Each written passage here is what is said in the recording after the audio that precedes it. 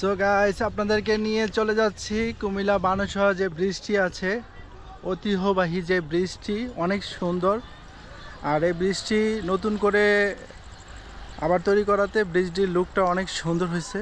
তো আমি এখন রেল রাস্তাটি হেঁটে হেঁটে পার হচ্ছি।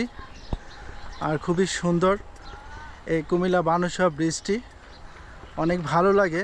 আগে ছিল একটা ব্রিজ আর এখন দুইটা ব্রিজ ছিল। আর এই ব্রিজ নিয়ে অনেক ইতিহাস, অনেক জল্পনা কল্পনা ছিল। আর আমার একটা বিশেষ করে একটা স্টোরি ছিল এই ব্রিজের মধ্যে।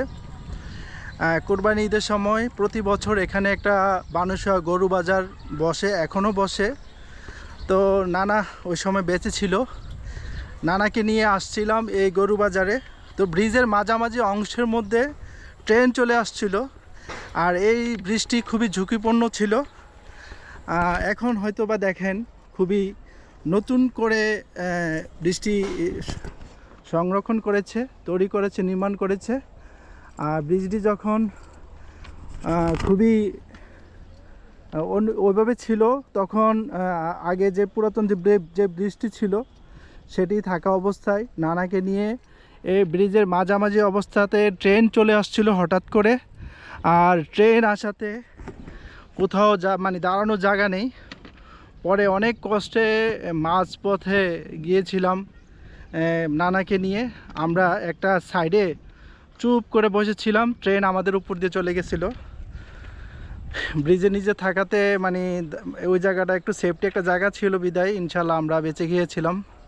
তো এই ব্রিজটিতে আসলে নানার কথা অনেক মনে পড়ে। নানাকে নিয়ে এই বানুসহ গরু বাজারে যাওয়ার সময় একটা খুবই ঝুঁকিপূর্ণ একটা মুহূর্ত আমাদের জীবনে ঘটে যায়।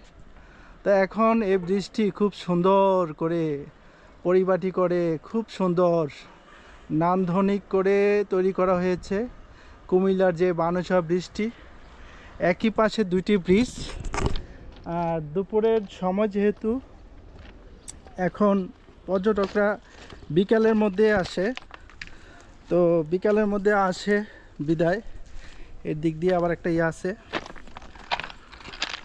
তো দেখেন এটা একটা ব্রিজ, ওইটা একটা ব্রিজ, দুই পাশে জ্বলন্ত ব্রিজ। আর জ্বলন্ত ব্রিজ আছে বিদায়। আগে তো ওই সময় যদি এরকম যাওয়ার রাস্তা যদি থাকতো না, হেঁটে হেঁটে পারাপার হওয়ার রাস্তা থাকলে আমরা এখান থেকে যেতে পারতাম। এখন আমি এই জ্বলন্ত ব্রিজে উঠে গেছি। আর ওইখানে অনেক মাছ শিকারী যারা মাছ ধরেন, তারা মাছ ধরার জন্য আসছেন। এই যে দেখছেন অনেক যারা মাছ ধরে অনেক ধৈর্য নিয়ে এই মাছ ধরতে হয়। তো অনেক রোদ অবশ্য শীতের সময়, শীতের মুহূর্তে তো এমন একটা মানে তেমন একটা রোদ লাগে না গায়ে। কিন্তু চলে আসলাম এই বানুসহ ঝুলন্ত বৃষ্টি। এর আগেও ওই বন্যার সময় একবার এসে ভিডিও করে গিয়েছিলাম, এরপরে আর আসা হয়নি। তো ওই পাশের ব্রিজটা, ঝুলন্ত ব্রিজটা একটু আপনাদেরকে দেখাই। আর ভাইজানে ছুরি ধার দিচ্ছেন, একটু পরে অনেক কাস্টমার আসবে তাই না? বিকালে কাস্টমার হয় ভাই? জি জি। আর ছুরি ধার করছেন সালাদ টালাদ কাটানোর জন্য, একবার রেডি হয়ে যাচ্ছেন? জি জি। আচ্ছা ঠিক আছে। ছোট ছোট অনেকগুলো ঝালমুড়ি, বাদাম, চানাচুর অনেকগুলো দোকান আসে। আর এটা নিচে মনে একটা নতুন করে একটা দোকান হয়েছে। এটা যখন নদীর পানি বেড়ে গেছিলো, এই টিনের চালটা শুধু অল্প একটু অংশ দেখা গেছিলো, পুরাটাই ডুবেছিল। এখন এখানে সুন্দর একটি দোকান হয়েছে, দোকানের নামটা জানি না অবশ্য। এই জায়গায় আগে রাতের বেলা, দিনের বেলা আসতে মানুষ ভয় পেত, এখন রাতও জাঁকজমক থাকে, লাইটিং টাইটিং আছে। আর মাছ যারা ধরতে আসছেন ওরা মনে হয় একেবারে টিকিট কেটে বসেছেন। কুমিল্লা গোমতী নদীর পাড়ে মাছ সবসময় লাগে না, আর যখন লাগে অনেক বড় আকারে মাছ লাগে। এটি অনেক পুরাতন মাছ, এই নদীর পাড়ে নদীর ভিতরে আছে। যারা মাছ ধরতে আসেন তারা কিন্তু অনেক সময় অনেক বড় বড় ধরনের মাছ শিকার করেন। আর ওইখানে কিছু ছেলেরা আছে বসে বসে সুন্দর মুহূর্ত টাইম স্পেন্ড করছে আর খুবই সুন্দর লাগছে। পরিবেশটা এক কথায় অসাধারণ, খুব গুড লুকিং। আর রোদের আলোটা আমার পুরা মানে পেজের মধ্যে পড়ছে। আর সব কিছু মিলিয়ে কুমিল্লা বানেশ্বর ব্রিজটা আছে, আর সেটা হচ্ছে কুমিল্লা গোমতী নদীর কফি হাউস। ওই যে বন্যার সময়ে এই জায়গাগুলো খুব ভালোভাবে ক্ষতিগ্রস্ত হয়েছে। এটি কিন্তু খুব সুন্দর ছিল এই জায়গাগুলো। আমি আমার বন্ধু বান্ধব সবাইকে নিয়ে প্রায় সময় এখানে আসতাম বাইক নিয়ে। ওই জায়গায় এসে অনেক সময় আমরা অনেকটা সময় ওই জায়গায় পার করতাম, গল্প গুজব করতাম।